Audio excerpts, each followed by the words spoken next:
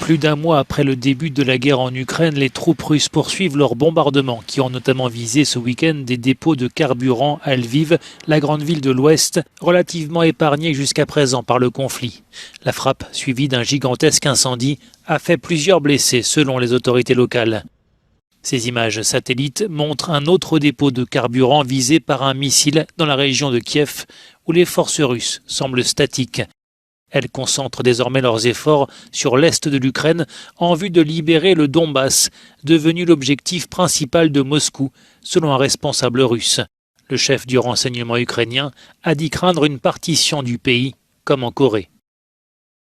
De son côté, le chef du territoire séparatiste de Lugansk, dont Moscou a reconnu l'indépendance, a annoncé l'organisation prochaine d'un référendum pour rejoindre la Russie.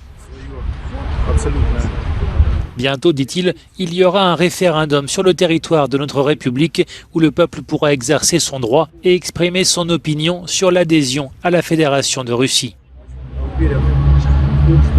Samedi, le président ukrainien Volodymyr Zelensky avait appelé à nouveau les Occidentaux à fournir plus d'armes, notamment des avions de chasse et des chars, pour défendre les villes face à l'invasion russe, notamment celle de Mariupol.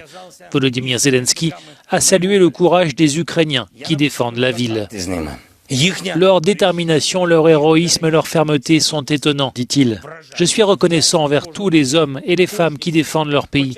Si seulement ceux qui réfléchissent depuis un mois à la façon de livrer des dizaines d'avions et de chars avaient ne serait-ce que 1% de leur courage.